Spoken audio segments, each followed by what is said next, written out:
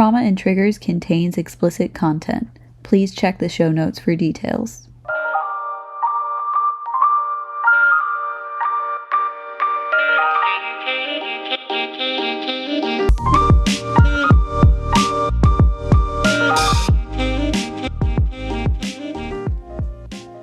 Oh yeah, we're recording. Yeah, we got it. We're here. We got it. Well, I'm sick again. Shocker. It's like every 3 episodes I'm sick normally. yeah, it's I haven't been sick for a minute. Yeah, which I'm happy for. I don't want you to feel what I'm feeling. I wonder why you keep getting sick. Yeah, I think it has something to do with stress. Probably. I think it has something to do with mold, fire, and sewage. Perhaps your workplace. Yeah. And also my home. I've noticed mold in some spots in my home, so that's delightful. Good. Good. And also just everybody around me is sick right now with a different type of sick, and they keep handing it to me. By the way, this is Trauma and Triggers. Yeah, welcome. My name is Sabrina. My name's Audrey. And today we're talking about grief because I'll be dying soon. So this is to prepare Audrey for my death. Just kidding. Maybe. I don't know if I'm going to make it out of this one. Bitch, if you die, I'm coming with you. Okay. Okay. All right. See you in the afterlife. Yesterday, I was talking to our mutually favorite coworker, and he's like in his 50s. He's probably not in his 50s. He's in his 40s. But he gives off 50s energy. He gives 50s vibes, and he was like, all right, if I die first, which I probably will, I was like, don't say that. You're going to live forever. I'll contact you through a Ouija board. I love that. And if you die first, you contact me through a Ouija board. And I was like, awesome. We have a plan. Yeah, we do have a plan. I just think that's funny that hypothetically I'll die, be a ghost, and I won't contact my family or anything like that. I'll just contact this coworker that I had for like 7 months. But I love it. Via Ouija board. Via Ouija board. Specifically Ouija board. Nothing else. Yeah, I really am sorry that I'll be huffing and puffing. Huffing, puffing, coughing. There's going to be a lot of long pauses to provide room for me to edit this monstrosity. Yeah, so grief. We started talking about this, I think, because we talk about whatever we want, first of all. Yeah, we really do just be saying things that we want to say. I felt like I started thinking about it because we were both quitting, in the process of quitting, where we worked together, and I was feeling my feelings about it. I was deeply upset, and it just made me think about grief in a different way than the typical somebody dying sort of grief. I think I've always had an opinion on grief. Yeah. In that way, because I haven't experienced like really the normal kind of grief a whole lot in my life, but I do feel grief in a lot of other ways that I feel like aren't necessarily as common or talked about. Yeah. So to, I guess, propose a definition of grief, which is, I think when you Google grief, it's usually in the context of like death. Yeah. Are all the definitions. I say it's an emotional response to loss, and it typically presents as deep sadness or depression. That's what I feel like. And I think there's just so many different things that you grieve in life, and sadness in general is kind of taboo. And grief is like, it's so intense. It's something that's supposed to be there that just isn't there, and all the emotional ramifications of that. Obviously, the most common one is somebody dying, Right. which I've experienced a couple times, and sometimes it's fun because they should have died. It was their time. Sometimes it's fun because that's what they deserved. Sometimes they needed to die. Yeah. In the sense of they were old and they needed a long nap. Mhm.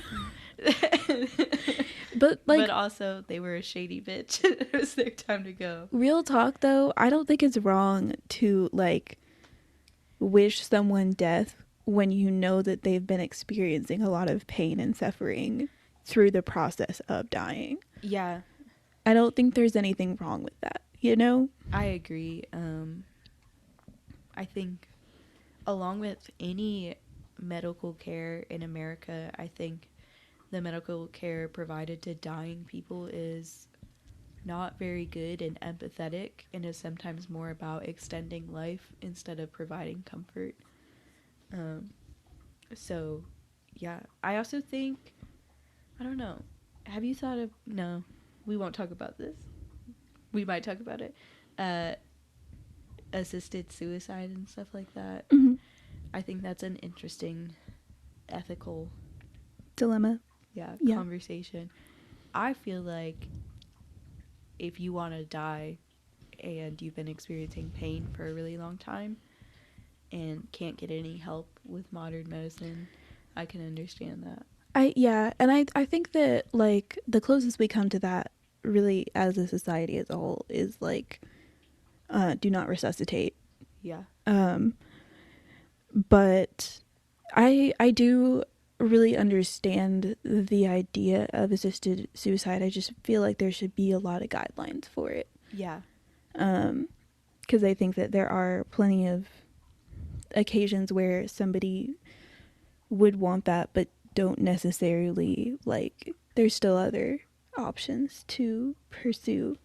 Yeah. But it's like, you know, whenever someone's clearly like terminal or really just, you know, there's not, it's just you're left in this continual stage of like, I'm unhappy, in pain, Mm-hmm. I'm not going to progress in any beneficial way. Mm-hmm. I can see why that could be a personal choice someone made. Yeah. And then I can also see how that choice can cause the family like grief and peace. Yeah. You know what I mean? And it's also like my main thing about it is like I don't necessarily feel like it's fair.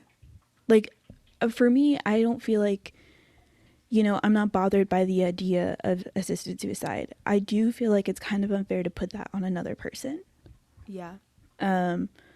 That's really my only issue with it is like, okay, a lot of times, you know, if you're they're like pulling plugs on somebody is like they've already had brain death, you know, like it's not the same. It's not the same. And I think it's really unfair for a person to have to take on that responsibility. Mm-hmm. But that's really my main problem with it. Yeah, there was, I can't remember his name. I feel like it was Dr. Kevorkian because of an SNL skit, but that could be totally wrong. Okay. But he did assisted suicides. I don't know in what state, but they weren't legal in that state. I don't know if they're legal in any state in America. I don't think so. Probably just like fucking Alaska, because Alaska's insane. So Alaska is they're on a whole nother plane of existence. yeah, but he would essentially like hook up all the tubes and the medicine and everything needed to like peacefully end life, and then the person would press the button. Okay. So he got around like murder charges essentially, because he would always record it and he would always be like, this is your choice, blah blah blah, I'm not doing anything. And he I think he had a lawsuit or maybe criminal charges, because there was one gentleman who had muscular dystrophy and couldn't press the button, so he pressed the button for him. Damn. And that's how they got him. Damn. This is all from my memory, and I'm on cough medicine, so some of the information might not be accurate. And we also veered off to assisted suicide on an episode about grief, but I do think it's an interesting topic that I would like to explore more. I'm like, that's the biggest example of grief, somebody dying in your life, and there's so many more. The one that I'm sort of realizing more and more in my 20s is like my expectations not being met about what my life should be and stuff like that has caused me a lot of grief. Yeah. Where, for whatever reason, I don't know, mostly like movies. Like when I was a kid and I imagined my 20s, I'm driving a yellow VW bug, convertible. For some reason, I have really, really long hair, which is like, you know me, I don't fuck with long hair because I don't like it touching me. Yeah. So that's already like, okay, you have no basis of reality. What's wrong with you? It's sunny and there's music. That's what I thought my 20s would be. To be fair, this is when I was 10 or 11. But yeah, when those expectations aren't met, it's just like disappointing. There's a lot of like, for something like that where it's like your own choices lead to whether or not those expectations are met, I think there's a lot of self-loathing. And Yeah. But sometimes stuff out of your control will cause grief like that. I feel really the only time I feel like my expectations cause grief, it's typically in like relationships, not necessarily romantic relationships, but like friendships, familial relationships, that kind of thing, where it's like I really hope that this person is gonna be there for me, or like does this, and I don't get that expectation met, and it's like it's really disappointing, and a lot of times it just confirms something that's already not good. Right. Another big like expectation not met grief was, I always thought I would be really close with all my siblings because we were very close growing up, and we definitely all still have love for each other, but we've really grown apart in our adult years, and that was really hard. That was a lot of grief and a lot of like blaming myself, which, you know, but that's a whole other podcast. We could have not just an episode, a whole podcast about stuff I blame myself for that's literally not my fault. But yeah, when you expect a relationship to be a way and then it's not that way, that sucks. Yeah, And it's not a good feeling, and I do feel like there is some grief in that. It's not always just grief, but like, that sense of like I've lost something that I thought I would have. Right. And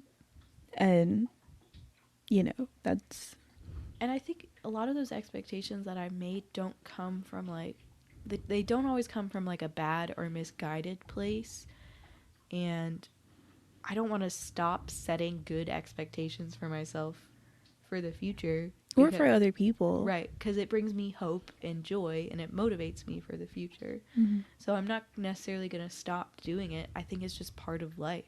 Yeah. You expect things to be a certain way, and there's nothing wrong with having expectations.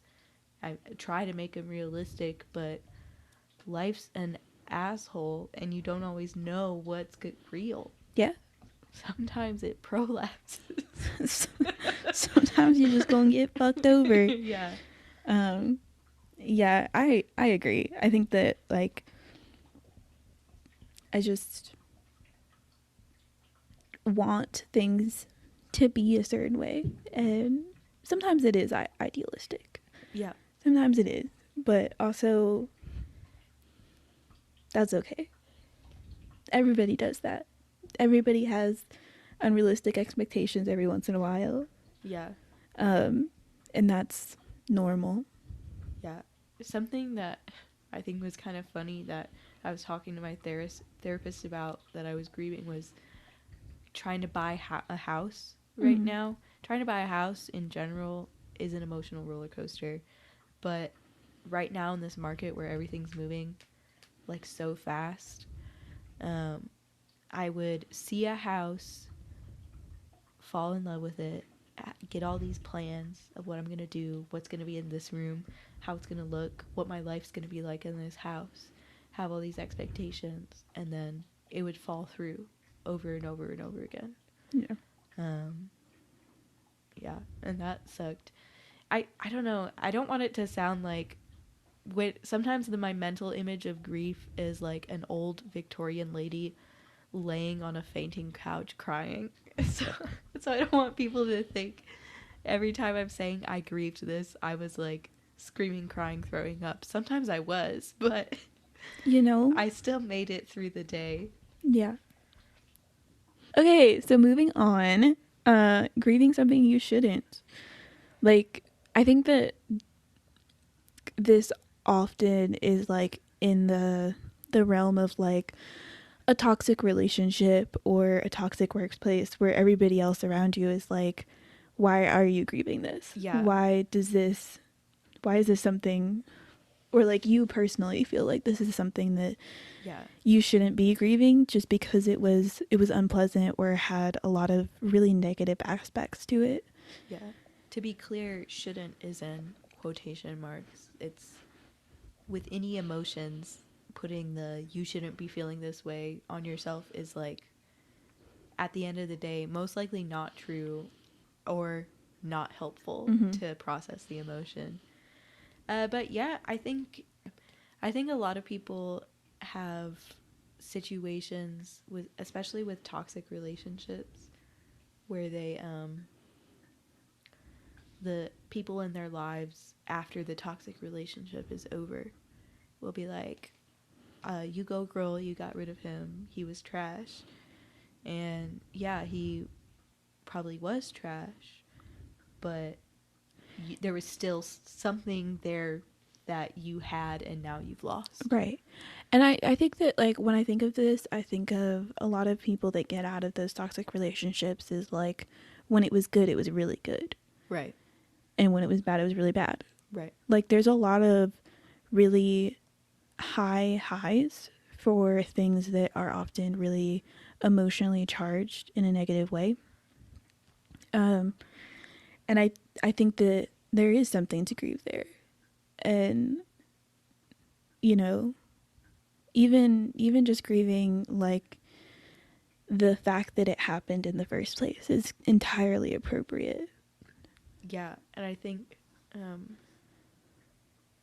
something that people in that situation grieve too is like the fact that the relationship was never better, right? Like, there was something in that relationship.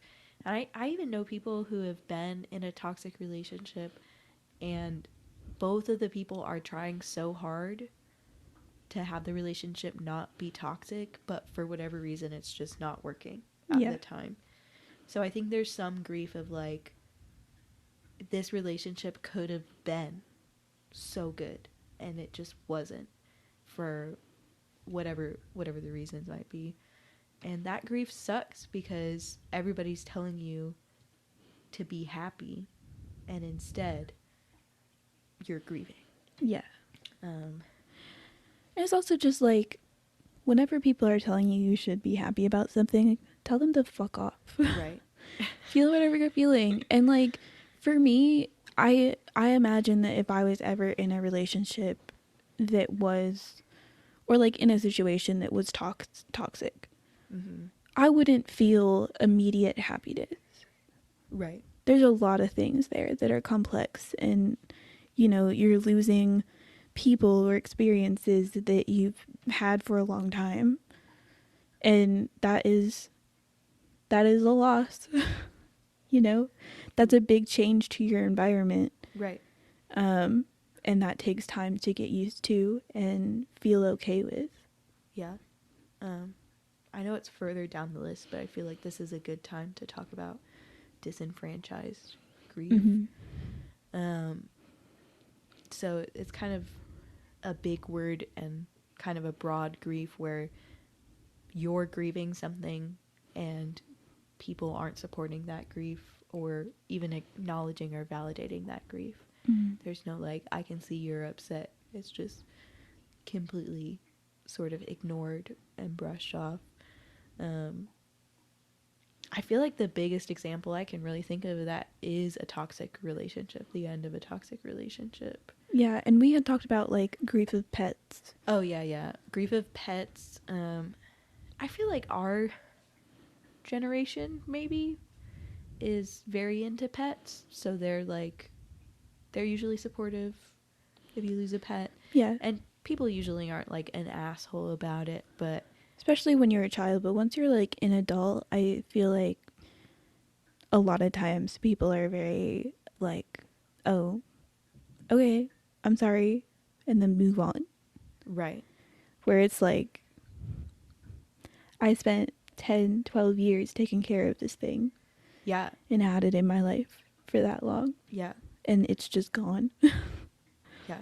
Like, that's a big thing. And I feel like in my experiences, my pets have died suddenly and unexpectedly.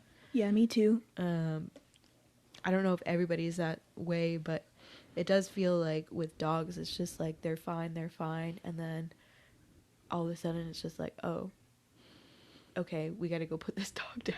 Yeah. And like my experience, I talked to Sabrina a little bit about this before we started, but my main experience, I always feel this type of grief when it's something that's like my pet. Yeah. Like we've had family dogs that are really more my dad's dog, and I don't necessarily feel this like level of grief. But when I was like, I don't know, 8 or 9, I had a gerbil. And dude, I was attached to this gerbil. I had it for like, I think probably 2 years. It wasn't like a really long time, but I spent a lot of time with this gerbil. We were friends. And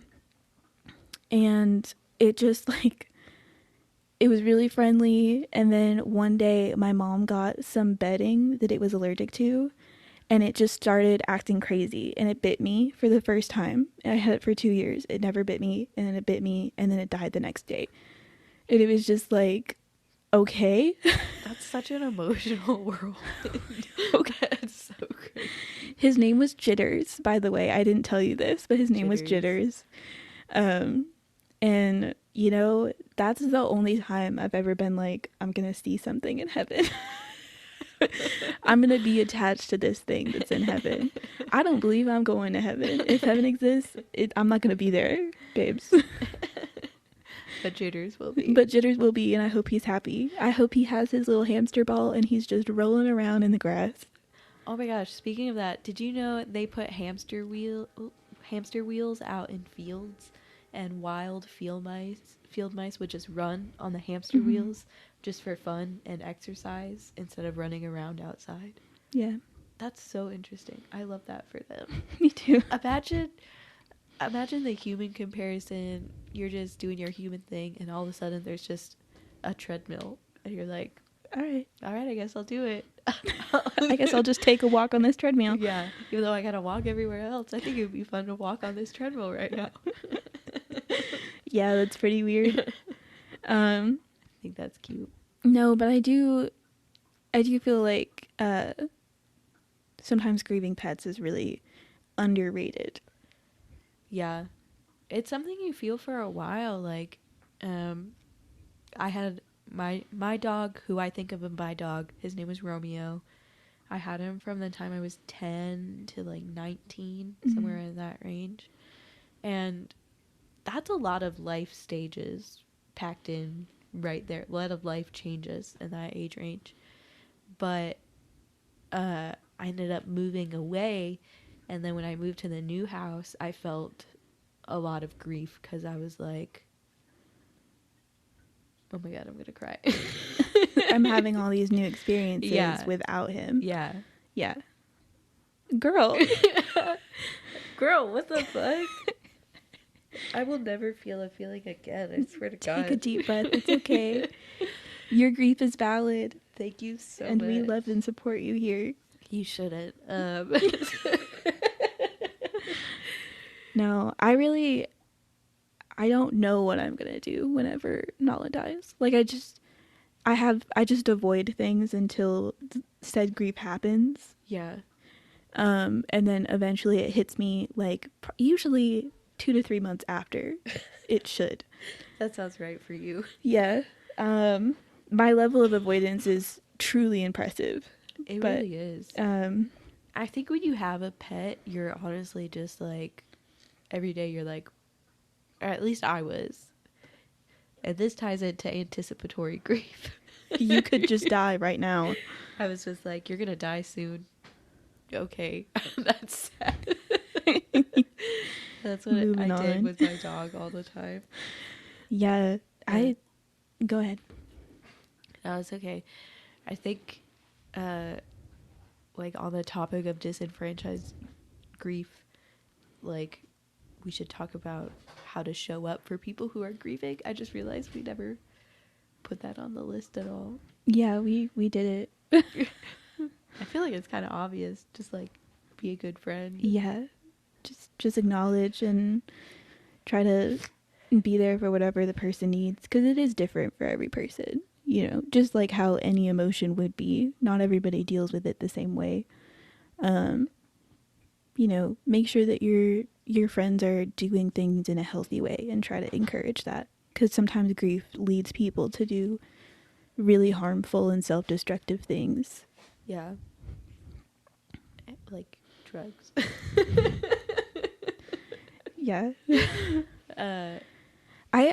Something I always see in like TVs and shows and stuff like that is people having like a really sexual response to grief. Huh. And I don't know how that's connected or if it's truly connected, but So in old Hollywood, they had like very specific rules for films where like if a woman was shown to like sex, she had to either die or have something very bad happen to her in the movie. Yeah, and I was like up until 1979, I want to say. wow. Yeah. It's crazy to me that I was just talking about how grief is connected to sex in movies and stuff. And you're just like, oh yeah, that was a requirement. Yeah, I also think there's something like, I don't know if it's like a cultural thing or like a literature storytelling thing where sexuality is connected to death, like over and over again in stories, like sex and death. In French, the orgasm is called la petite mort, the little death, and stuff like that. So there's something about That's that's a long term for just coming. Yeah. You know? The little death. Okay. One thing about us Go Americans is we're efficient. I'm gonna come. Yeah. We're not like, oh, la petite mort. A little death. The little death.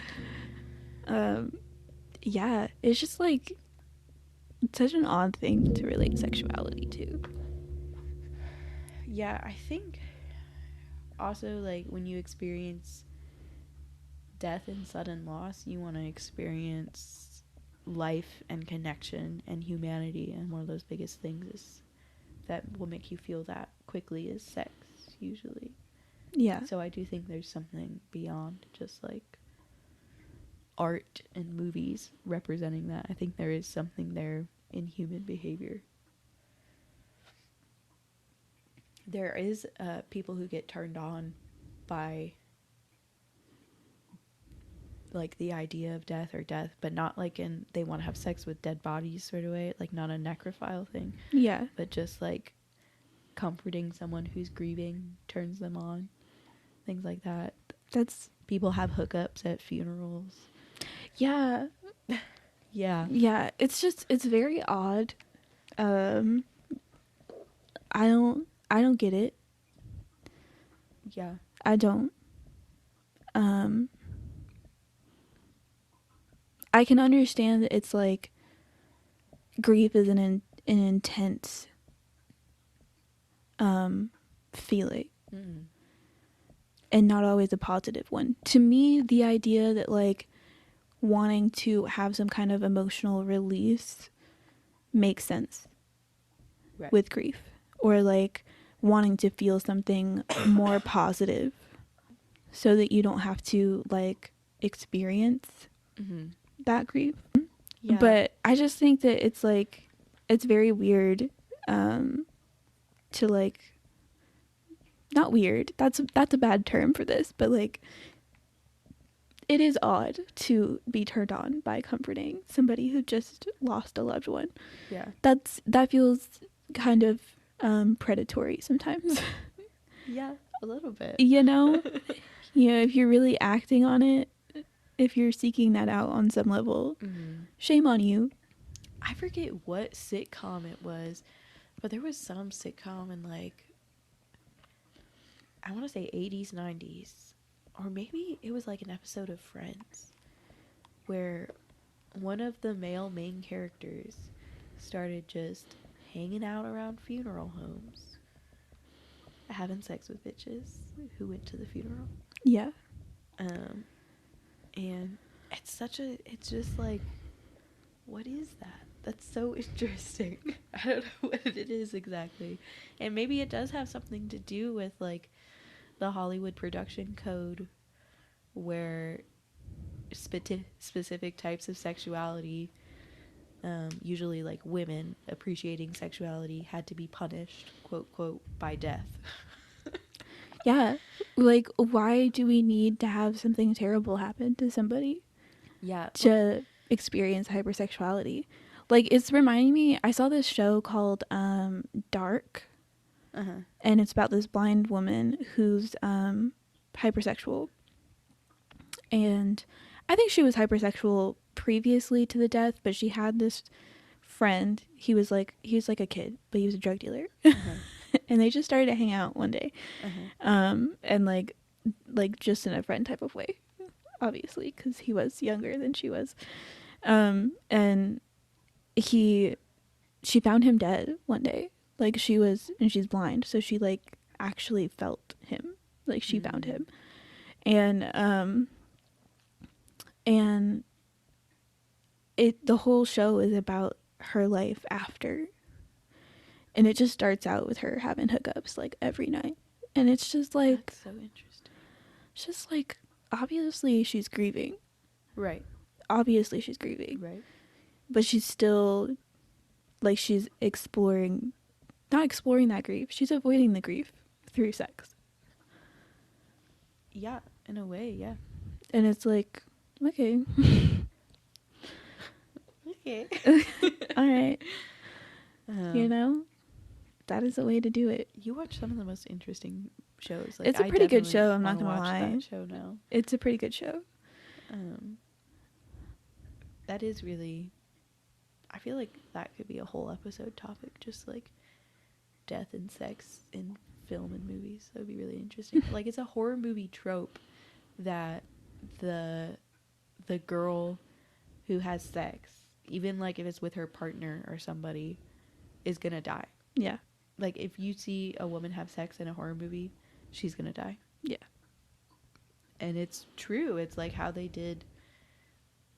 It was like a whole code of ethics that filmmakers had to follow for whatever reason. It's so bizarre. It is very weird. All right. So we could talk about grief and sexuality for a long time because we love to talk about sexuality, but we got to move on. So, one thing that I think is interesting about grief, and I think a lot of the more emotions on the sadder spectrum make you do this is it makes you like self-isolate. Mm-hmm. Like you just want to curl up into a ball and hide.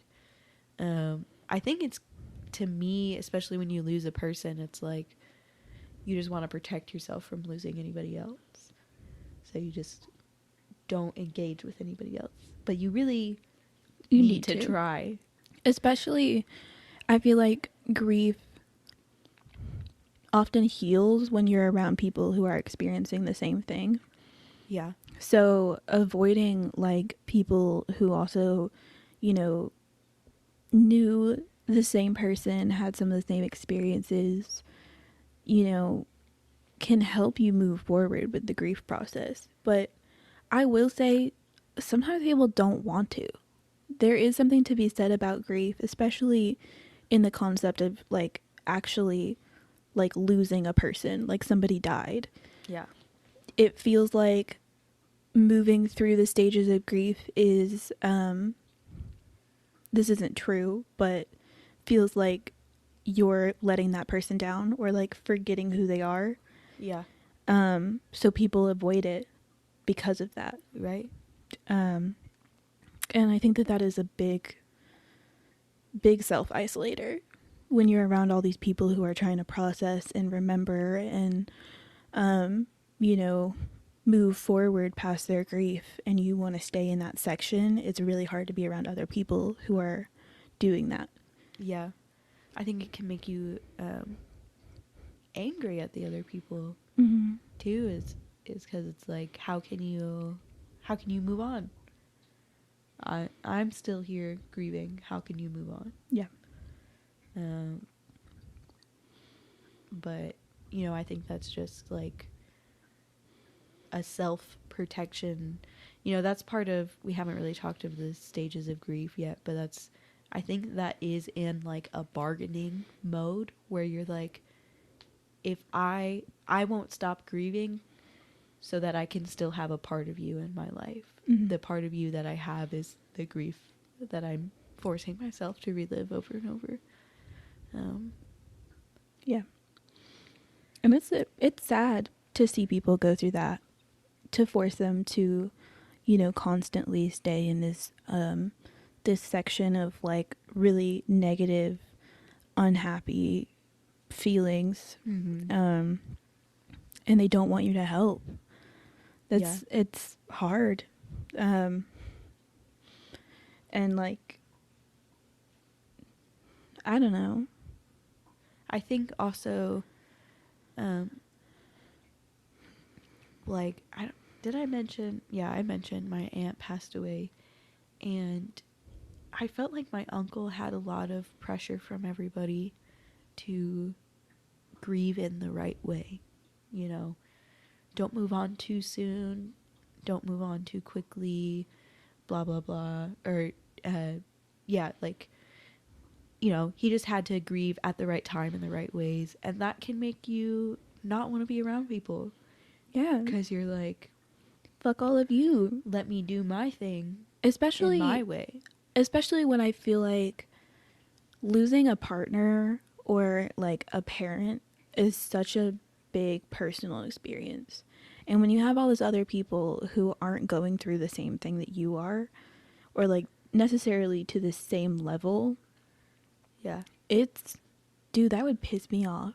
Oh, yeah. To no extent. Yeah. Like, get the fuck out of my space. Yeah, don't tell me how to feel. You don't even know. Yeah. You don't know what I'm feeling right now. Yeah. Our boss talked about she lost her mother in a car accident young. And at the funeral, a lot of people would say, I know exactly what you're going through. And she went off on people. Yeah. But she was like, do you?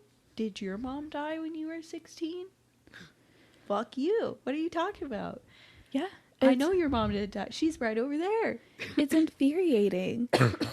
And it's like, I don't know why that's people's first go-to is like, I understand what you're going through. Because most of the time you don't. Even if you, like, it doesn't take much to change those words to, I've experienced grief. Yeah, I can relate. I can relate to what you're experiencing, and I'm so sorry you're experiencing it now. Yeah. You don't deserve that. Is such a big difference to I know what you're going through.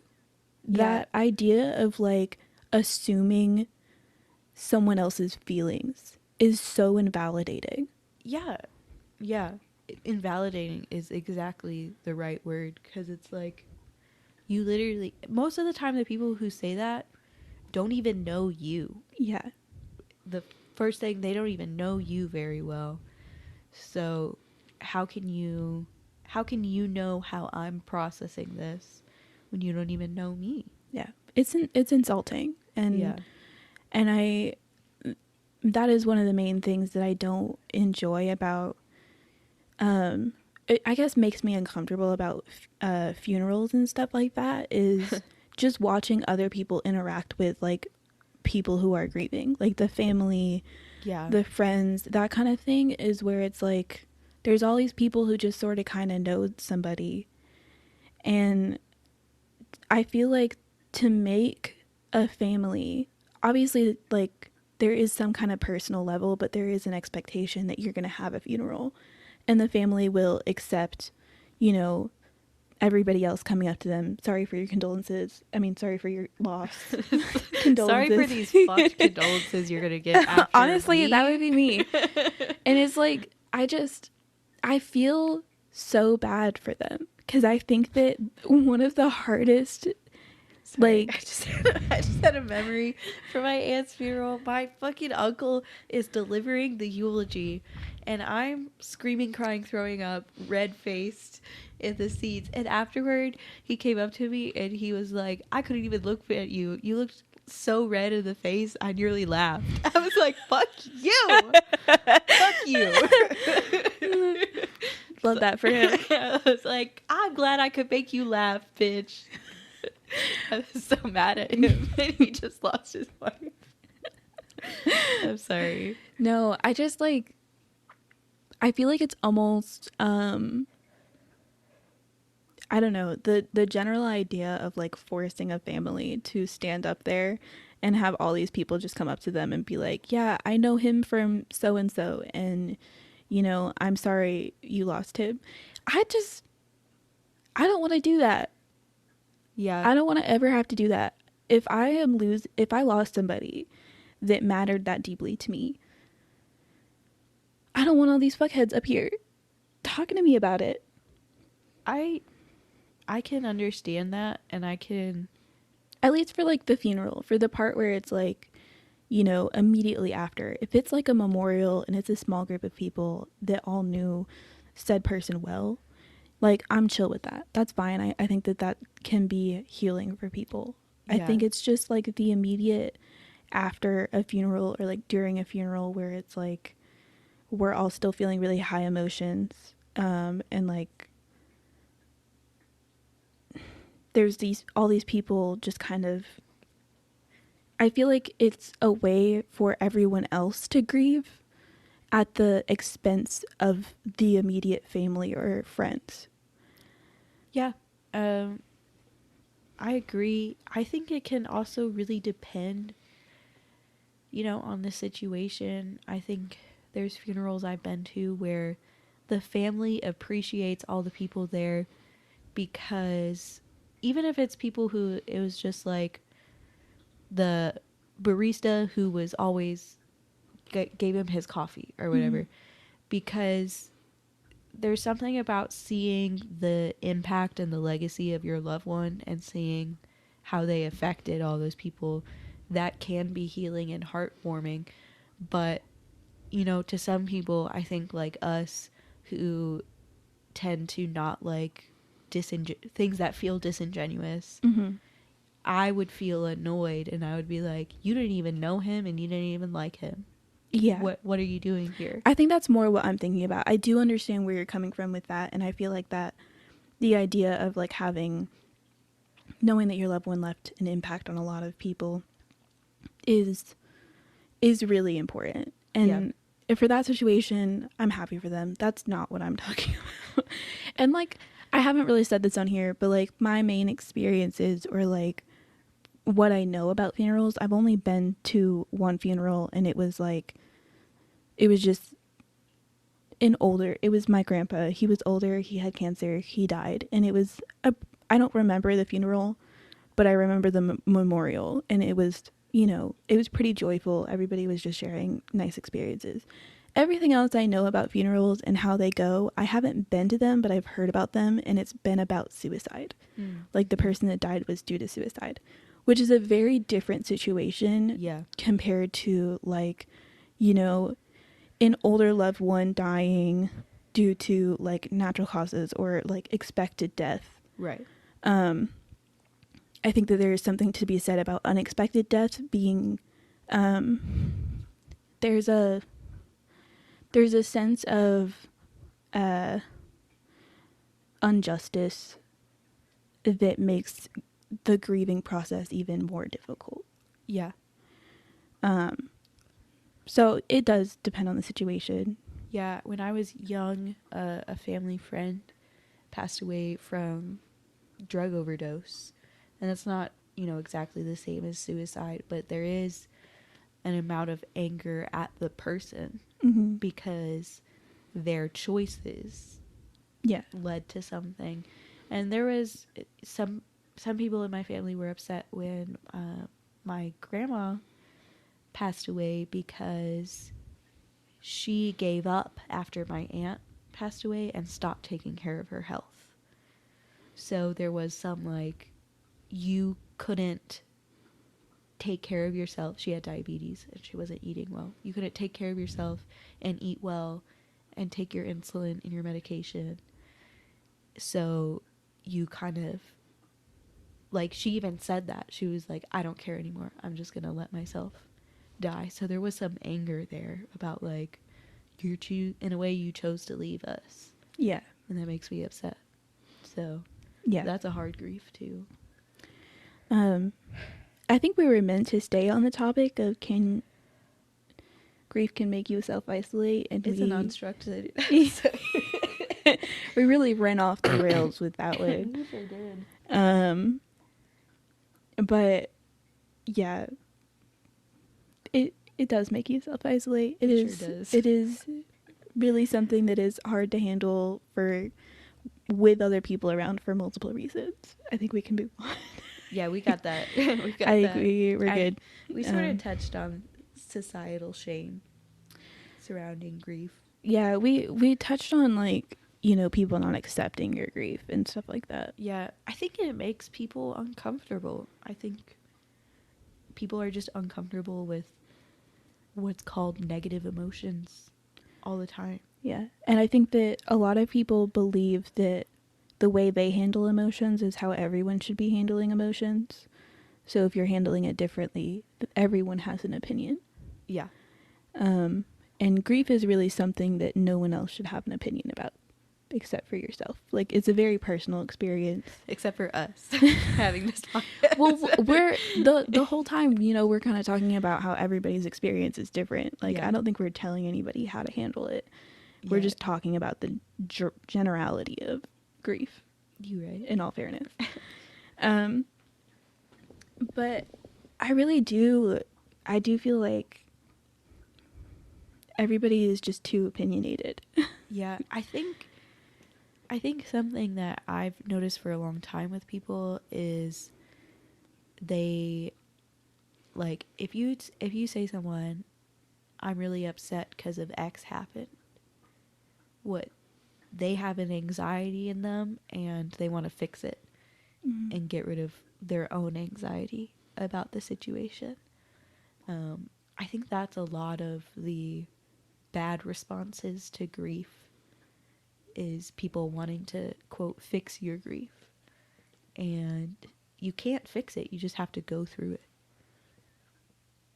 So, yeah.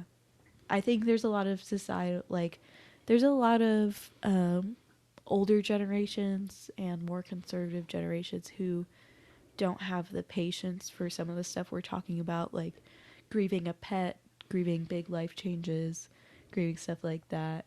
I think that's just the general toxic masculinity, mamby-pamby, pull yourself up by the bootstraps vibe that I can't relate to. And it's like, to me, when people say that, I think that they just haven't realized that so many things they are experiencing would be considered grief. Right. I think they can't acknowledge that that's grief, so they write it off as something else and that you should just get over it. And it's like, just because you haven't labeled it doesn't mean that's not what you're experiencing. Yeah. It's kind of like what I was saying earlier, like, I've grieved all these things in different ways, but it's not like the mental picture of grief that you might have where I'm like lying on the ground and I can't get up and I'm taken to the bed and stuff like that. Yeah. So I think that's a lot of the differences generations, is that we use different words to describe the same thing, but we're saying the same thing. Yeah. You see grief as something, quote, bigger than I do. Right. Yeah. I think that's a good point. Okay. Something I wanted to talk about was grieving past experiences due to like positive present. God bless America. Positive present experiences. And I think some of this might just be personally, I know a lot of people experience this, but I do avoid things. And so for me, rather than deal with the emotions when they happen or in a natural way that grief typically happens for other people, I notice like it's almost a returning feeling of grief that just never happened. So I'll have like a positive experience and then I'm, sent back to reliving a time where I didn't receive it, and I'm grieving that. Yeah. And that's kind of what I mean by grieving past experience. It's just like I never really had a chance to fully be like, oh, okay, I never, or like this happened, or I never got this, and now I'm getting it. And realizing, that wasn't necessarily right. Yeah. And now I'm grieving. Yeah. I've noticed this a lot as I've started doing inner child work. Is like good things will happen. Like I'll get the emotional support I needed as a kid, and it feels really good now. But there's a part of me that's so sad for 9-year-old Sabrina who didn't get that. So that is like a really complex grief, because sometimes it feels like it robs you of the joy of the moment. Yeah, it can be really frustrating to because there's always this added I should be appreciating this moment because it's happening, and I should be appreciating the person who's helping me feel this positive experience, but instead I want to cry and curl up into a ball. Yeah, it's really hard to deal with that. And it's kind of awkward to explain. It's just kind of like, oh, okay, thanks. And I just just sitting there I want to cry. Yeah, I think one of the time recently where I've noticed this happening to me has been I having people take care of me or do things for me.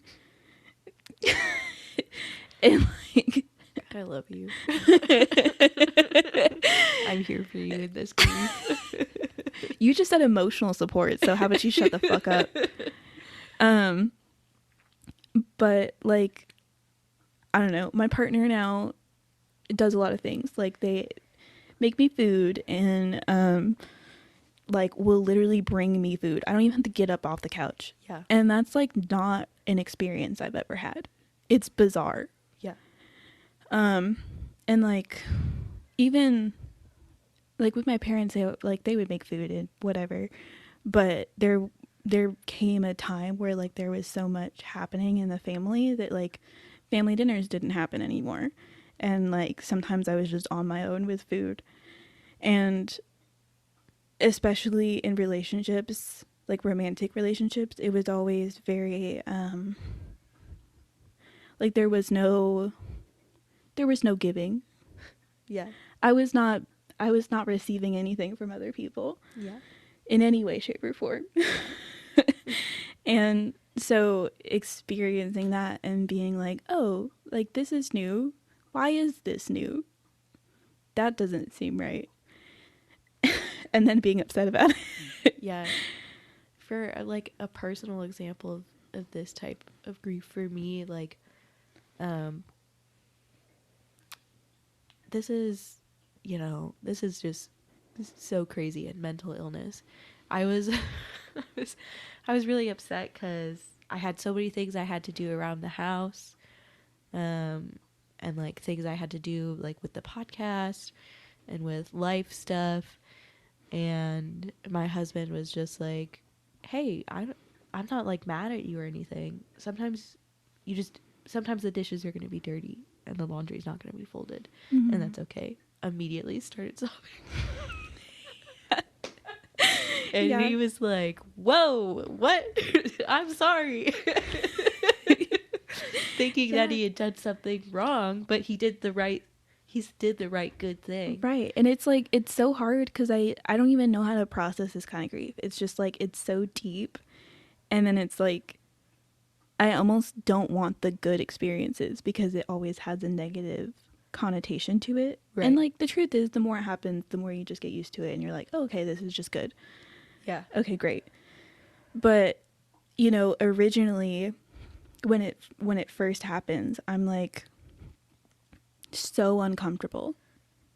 Yeah. It feels so bad. It's like I have like a lot of feelings of guilt, and stress. Yeah. And also just general sadness. It's just very like not good. It's not good. Yeah. And it really sucks because it's a good thing. Mm-hmm. It's a good thing that happened. And instead, you kind of have to process Yeah. your past. Like, oh, now there's this thing. That's great. Thank you so much. I just wanted to have a nice thing. How about that? Yeah. Yeah. Yeah. It feels really exhausting to have to like deal with it. Uh-huh. Yeah. I'm trying to think of any like some other examples I have of this, but that's really the main one that's coming to mind. It's the most recent.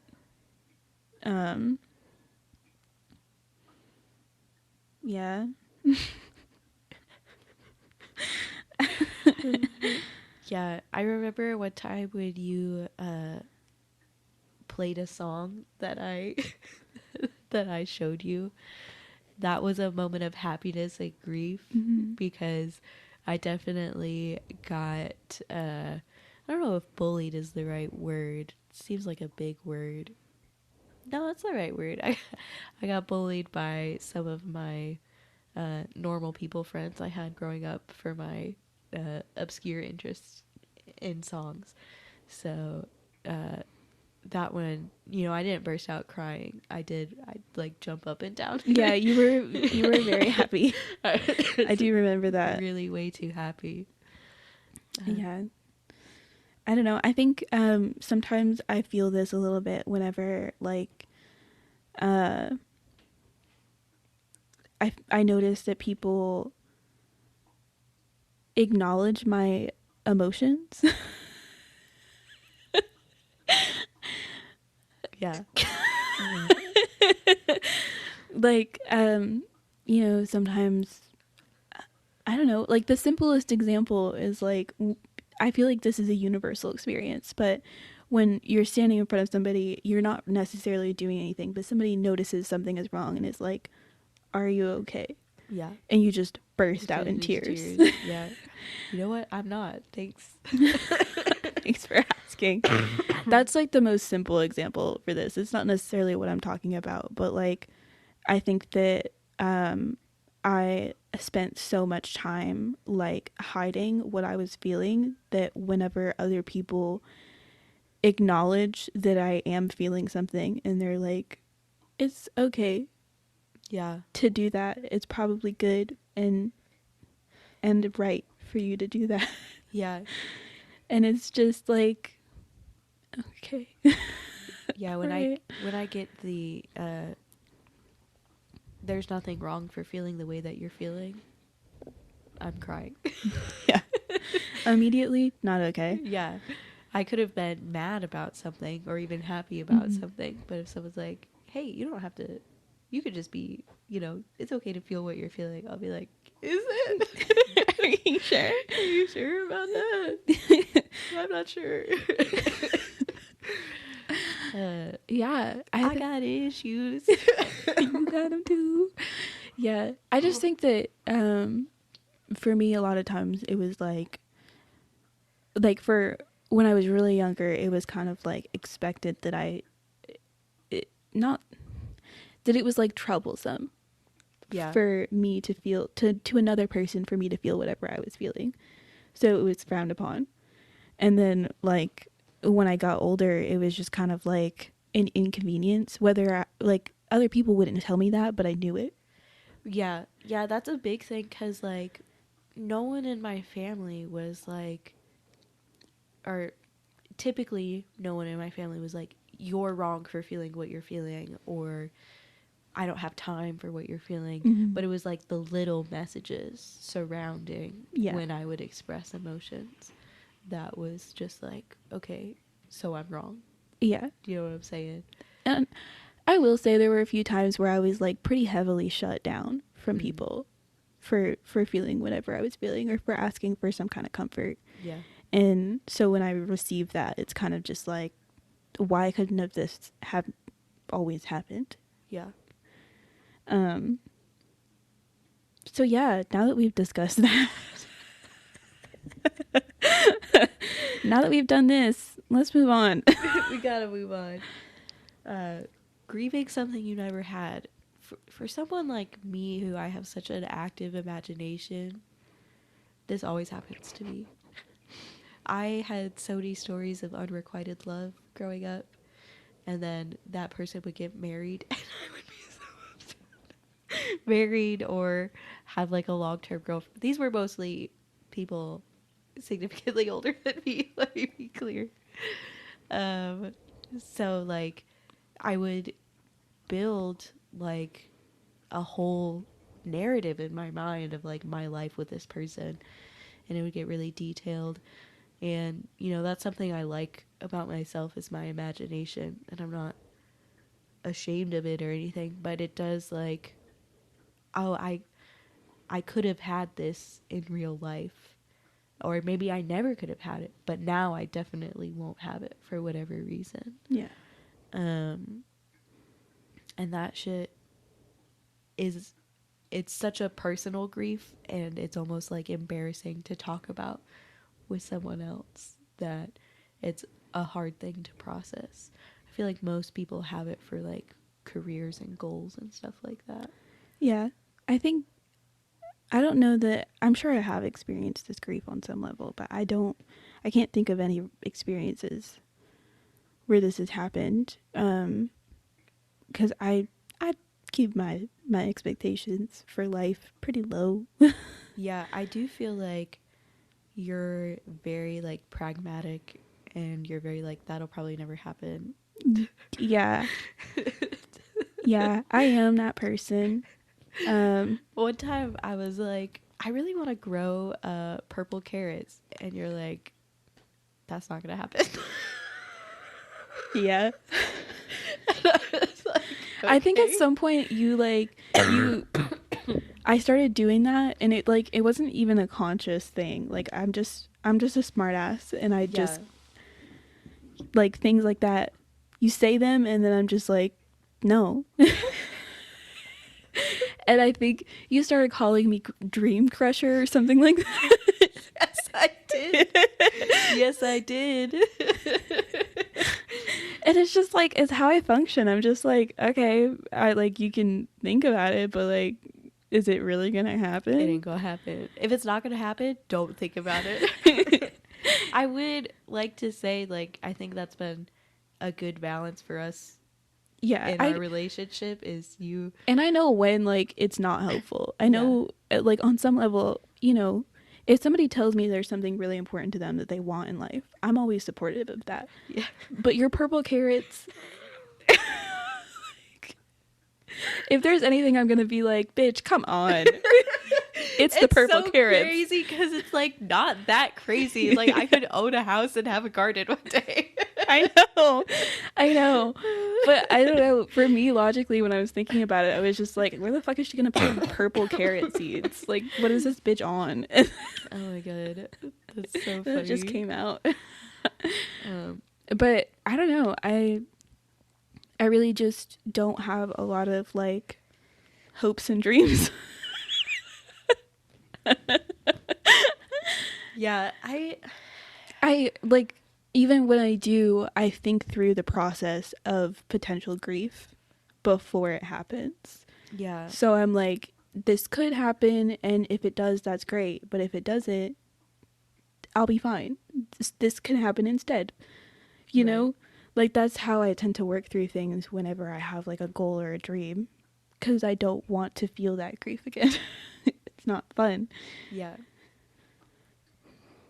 And do you think that that's healthy? I think that it helps me not be sad and depressed all the time.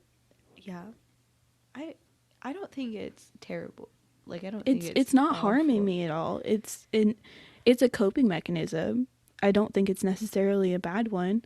It doesn't keep me from like thinking about possibilities. It just keeps me rational about what would happen if said possibilities didn't work out. Yeah, So I don't really think that, I don't view it as a bad thing. yeah. I don't think so either. I do hope that you can hope and dream in the future. I do hope and dream. That was an exaggeration. It was just, it's just, I do it differently than I think a lot of people do. Yeah. Stop looking at me like there's something wrong. I'm allowed to be different. Yeah, you can't be different. I'm quirky, bitch. What do you want? You don't have to tell me you're quirky. Girl, I know. Stages of grief. Stages of grief. You know, I should actually look these bitches up real quick. This is truly an unstructured episode. Truly unstructured. Okay, first, no. Second, but first, I'll say what the stages are, and then I'll talk about my strong feelings I have. So, first is denial, anger, bargaining, depression, and acceptance. And what pisses me off is because I had a personal experience surrounding this where this man was like basically lecturing me on the stages of grief, and was very like literal about it, and was like, you need to go from anger, or you need to go from denial to anger, and then bargaining, depression, and acceptance. And even went as far to say that if you backpedal, like if you go depression back to bargaining or anything like that, you're, quote, grieving wrong, and you need to control your emotions better and stuff like that. And I do feel like people have this impression of the 5 stages of grief as they are literal stages that you go from one to the next. And it's really just meant to be like a helpful framework that while you might not even feel all of them. Right. It's just like an identifier of like, okay, this is something that a lot of other people feel while they're grieving, you know? So, and acceptance isn't the end. Like, to use my dead aunt as an example again, you know, I experienced the grief of her passing again when I'm at a family function and she's not there. It's not as strong or anything, but it's just like you're realizing something's not there that should be there. Right. And there's a bit of sadness and stuff like that. So I just don't like when people tell you how you're supposed to feel and talk like they understand things that they don't understand. Sorry, Yeah. I'm laughing at us a little bit right now. And don't approach things with any nuance. And there's so much nuance in human psychology, human emotions, and human expression. So it bothers me when people are very like strict in ABC. This is how you need to feel and how you need to express your feelings. Yeah. I do feel like some of the grief that I've had, I had a really difficult time getting past it at all. Yeah. Like, I just kind of almost always felt like I was in this stage of grief. Because there was no acceptance for it. It was just kind of like, oh, it was just continual. Yeah. And I feel like that's not an uncommon experience to have grief kind of be a continual thing, especially, you know, if you lose somebody really close to you, you're going to kind of recognize that there's not something there a lot. Right. A lot. Yeah. And I think that that's fine. I think that's fine. Yeah. I think that for me, acceptance was really hard. And bargaining, I don't know that I ever really felt bargaining. I don't understand bargaining all that well. Yeah, I feel like I think we talked a little bit about bargaining when you're like isolating and stuff like that. Mhm. Like the bargain is you'll still get to have this piece of the person that I think that's usually what people talk about with bargaining. I know in a lot of religious perspective, a lot of people talk about bargaining of like it's a fleeting moment of just like take my life instead and bring this person back, something like that. Or like in a situation where you don't get the career you want, it's like, okay, if I do ABC, you give me this for griefs like that. I think that's usually what people talk about with bargaining. Yeah. And like, I don't know.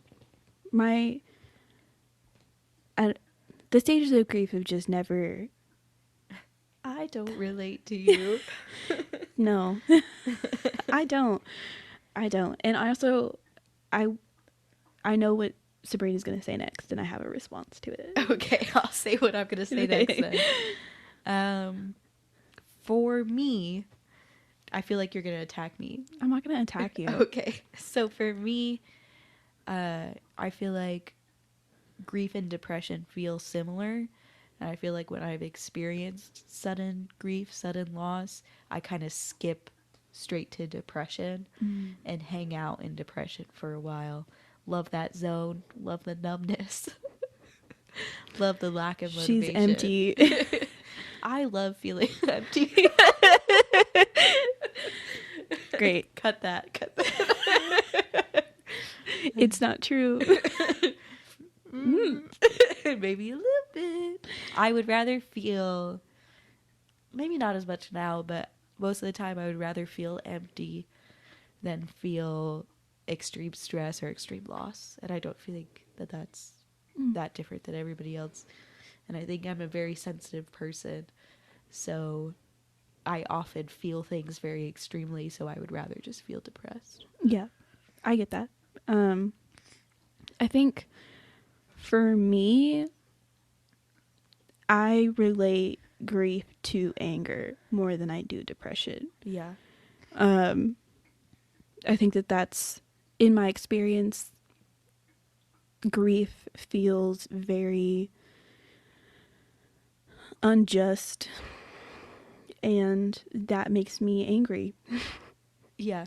It makes me mad, and then I just feel mad. And in a way, I think that anger and denial are kind of similar. I think that anger is a way to deflect from true emotions. Yeah. So I'm not necessarily denying that the grief is there, but I am denying any other emotions surrounding said grief. Um, and I think it's easier for me to handle anger than it is to handle, like you said, any other kind of emotion. Where I'm not necessarily feeling numb, but I'm feeling, it keeps me up and alive. Yeah, it helps me be productive. Yeah. Leaning into anger.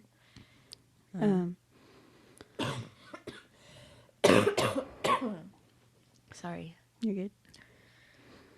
I did want to say something about acceptance. As one of the stages, in relation to one of the griefs we talked about before with expectations, and I have the expectation that I would be really close to my family. One of the things that's helped me accept the distance in the relationships I've had is realizing the good things that came out of the distance. A lot of like personal self growth, and it opened up availability for closer relations with other people like you. Mm. And that distance also helped me realize some of the dysfunctional dynamics that I had. And hopefully in the future I'll be able to work on those and sort of heal those a little bit. So I think part of the acceptance part of the cycle is, I don't know how to say this without sounding like toxically positive, but like finding the good side of whatever it was. Yeah. And I think that's hard for something like death, sudden loss. But for some of the smaller griefs, I think you can work through and find acceptance that way. Yeah, I agree. Anticipatory grief. Did we talk about I don't know. a little bit? I think we touched on anticipatory grief a little bit. I feel like anticipatory grief is something you do a lot. Yeah, because I talked about, like, you Yeah. know, preparing. You talked about it with your pets. Yeah. Um, That was weird. It's a weird thing I did. I would just be like, you're going to die. I'll cry about it now and I won't cry later. And then you're crying now and later. yeah, but I know that I had mentioned, like, whenever, like, my hopes and dreams, I anticipatory grief. Just kind of, it, like, preparing. Like, you know, something could happen that you would grieve, so you grieve it ahead of time so that those feelings aren't quite as strong. But, I mean, for me, I've realized that it's not helpful because the feelings are typically still very strong. Yeah. I think there's a difference between being prepared and setting reasonable expectations. Like, I'm about to start a new job and I'm very interested in like all the new stuff I'm going to learn and the things I'm going to do, but I have a realistic expectation that it's not going to be perfect. Given the field I'm going in, there's probably going to be interesting dynamics with the people who work there and stuff like that. Yeah. So I think that's just like setting a reasonable expectation. I think anticipatory grief is more like, I'm going to hate it there, and, you know, going through the grief cycle for something that hasn't happened. I think that when I think about anticipatory grief, I think about family members of people who have terminal cancer. Or cancer patients in general. I think that a lot of times people who find out they're terminal grieve themselves before they die. Yeah. Which is, you know, obviously a really hard thing to do. Yeah. But there's no way around it. Like, you kind of have to. A little bit, yeah. I mean, I've never been in that situation where I know I'm gonna die, but I can imagine that there's a lot of like, what the fuck? My life is getting taken away from me. I don't get to go do the things I want to do. Yeah. And you have to process that. Yeah. But that's typically what I think of when I think of anticipatory grief. Yeah. I think that's relating back to like the most expected way of grief, Yeah. like death. But yeah, I think that people can. I think plenty of people are grieving things before they happen. Yeah. I don't necessarily think it's a bad thing. I think it's part of being a human capable of imagination and thought. But I know that I wasted a lot of energy and I held myself back from doing things because I was just like, well, it's going to be bad. So I'll just be sad because I'm not going to do this because it's going to be terrible and then never do it. So I think there's like extremes to anything are usually bad. Yeah, you had brought up like the loss of friendship, the potential loss of friendship due to like life changes. Yeah. Particularly with me. Yeah, I did. Did I do that while we were recording? No, I don't think so. I think it was before. Sometimes I feel like we shoot ourselves in the foot because we talk about so many great things before the episode. We do. And then I think we already talked about it because I have the attention span of a squirrel. Yeah, but the example Audrey's talking about is because we're going our separate ways work-wise, I kind of got caught up in this cycle of like, well, our friendship's over. I'll just be sad. Yeah.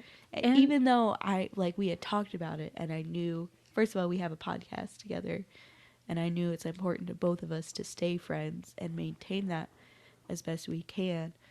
But it's just something that I felt, and it was reinforced by past work friends. You know, they're not in my life anymore because we're not at work anymore. Right. Yeah. And I was like, we spend so much time outside of work together. What do you mean? Yeah. What are you talking about? You're right. Yeah, and we did end up having a conversation, but it was weird getting messages from you being like, we're just never going to be friends again. And I was like, I need you to have more faith in me. God damn. Yeah. I mean, I feel like that really speaks to my own insecurity in the friendship more than anything to do with you. It's just like, why would you want to stay around for me? Because I love you. I love you too. And I appreciate you. And you bring me joy. You bring me joy. So, yeah. We should have a friendship ceremony. Can we already planned our wedding. Can we use could the wedding as a friendship ceremony? That would be fun. We should probably do it when we have more money. Yeah, I reckon. It'd be fun though. I put personal stories surrounding grief. I feel like we've been sprinkling it in. We've been sprinkling it in. I haven't. The main grief that I feel like I've had, I didn't really talk a whole lot about. Mm-hmm. Because it's like so specific. It's so very specific, and it does fit with a lot of these things, but it's also like not. It's not fitting. It's not fitting. But I think that I know plenty of people have experienced like suicide and suicide attempts, and I think that it is one of those kinds of griefs that are specifically with suicide attempts are kind of like your grief process is interrupted. Yeah. It's like you want to grieve this person because it is a loss. Yeah. But you want to grieve this person, but this person's still there. It's just different. Yeah. And I think sometimes it's frowned upon to like grieve somebody who's still there. When it's like you should be, thankful that things worked out the way that they did. But it's like, no. Like, I am thankful, but also it's terrible. It's a terrible thing to experience. And I think that a lot of people look over it Yeah. or don't talk about it because it is not a fun topic to talk about. Yeah, definitely not.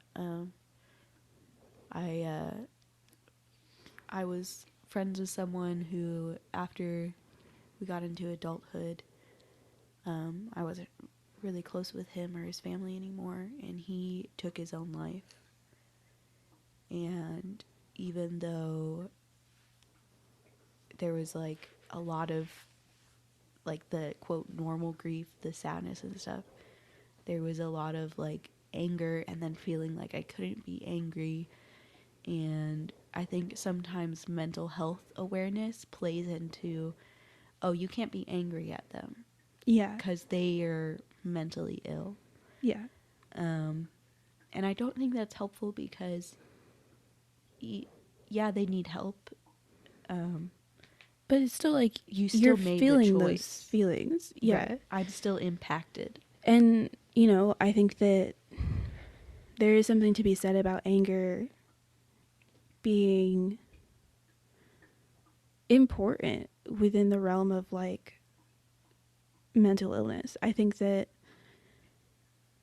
everyone deserves to feel those feelings no matter what. Like, you obviously can't control that. But also, that anger, I feel like, does reflect that you care. Yeah. On some level. Like, I mean, because it's, in some ways, it's hiding the loss you feel. Yeah. A little, or not hiding it, but you know what I'm trying to say. Yeah, I think I do. But also, like, I think with my situation, it was like I was also grieving. It was a personal family member. I was grieving like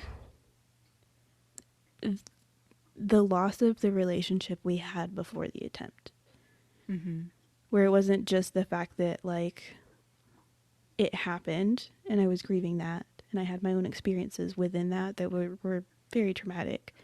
But like, I had a really good and positive relationship with somebody, and I knew I was never going to get that back. Mm-hmm. And I think that's really why the grief stage like just never stopped. It was just like this regular sign of like, oh, okay, this is just how things are going to be now. Mm-hmm. And that's a lot. Yeah, it's a lot. It was just weird to kind of like go through this process and be like, I'm not really supposed to be grieving, and I don't always know what I'm grieving, but it's like something, right? Yeah. And it took a long time for me to really understand why I felt the way that I did, because I was younger. So it was just kind of like, now I just feel mad and upset, and I don't know why. It's not exactly the same, but I was close to someone who, like really close. Like at the time, if you'd asked me, I would have told you that he was one of my siblings. Who we found out that he had been sexually abusing people, and that grief of losing like trust in who this person was, and like not understanding their action, thinking that you know someone and thinking you can be open and vulnerable with them, and then all of a sudden it goes away because I can't trust you because you're not who I thought you were. Yeah. Essentially, I can't trust you to, I guess in your case, not hurt yourself, and in my case, not hurt others. And that's a really complex grief that I think is another one of those things people don't want to talk about. Having a close relationship with someone who does bad things to harm others or harm themselves. Yeah. it's very long lasting. It definitely, it damages a relationship. Yeah, and I think, the person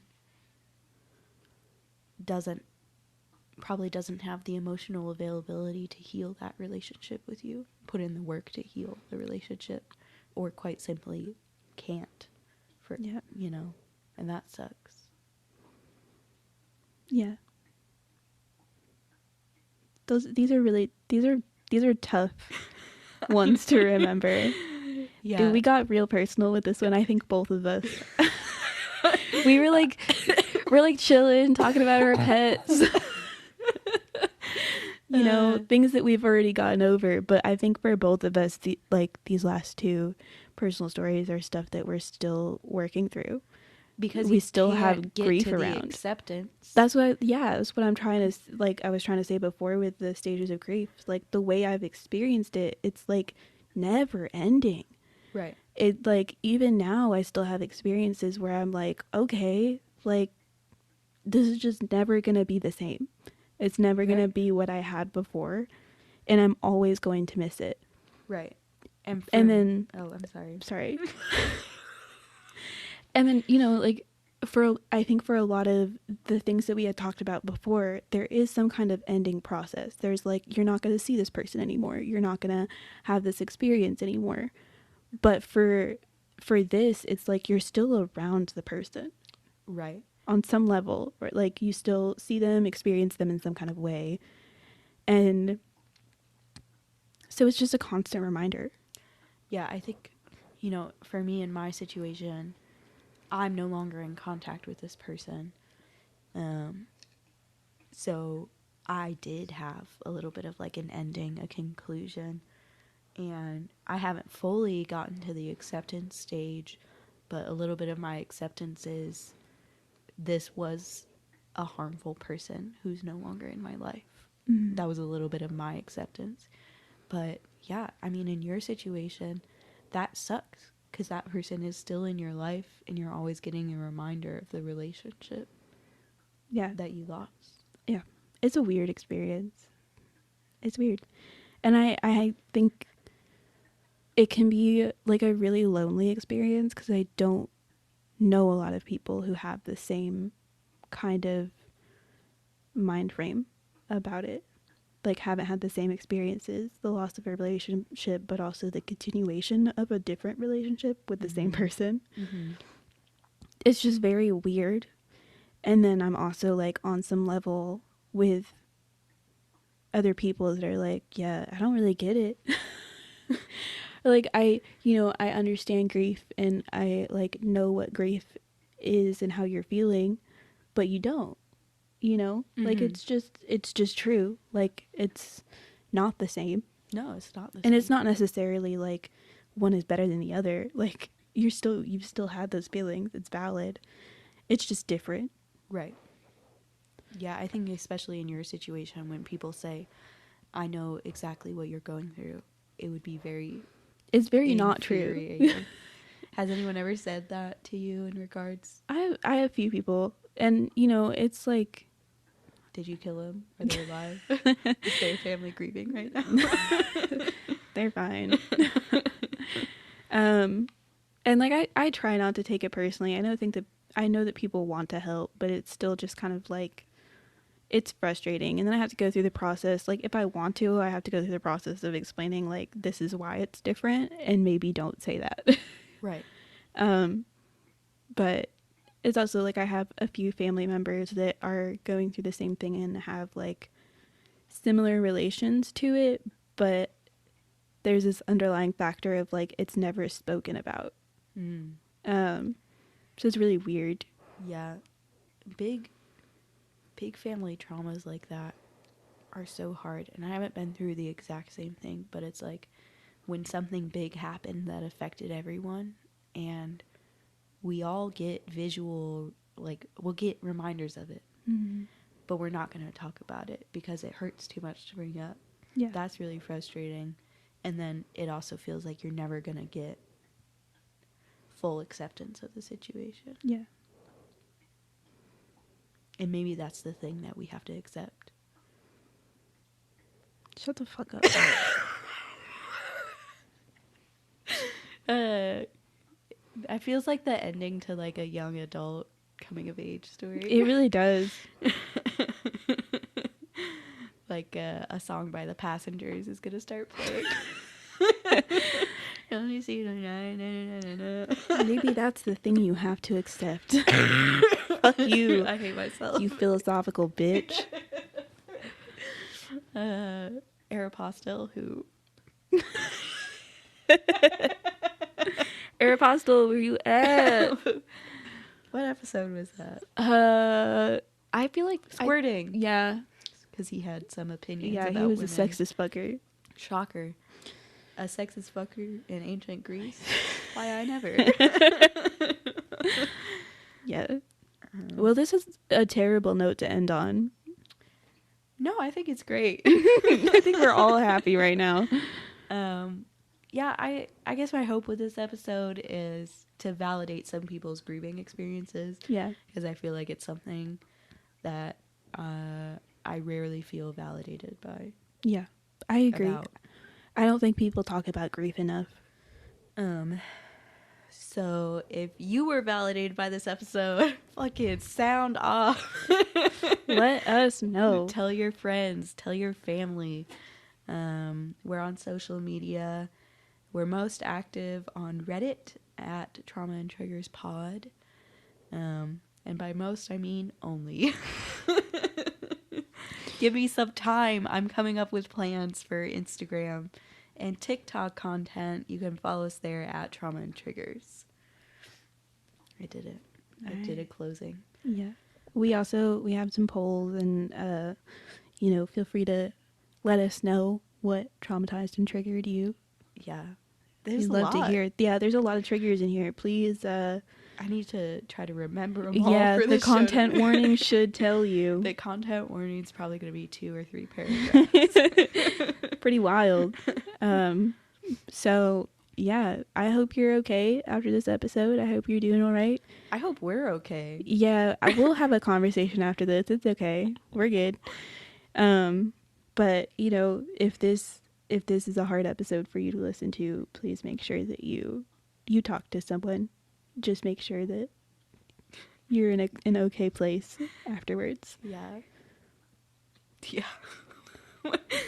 I mean, this is the most trauma and triggers episode that we've done. And I feel like we knew that was gonna happen, but I think that until after you say everything, the topics that we discussed range from just shitty to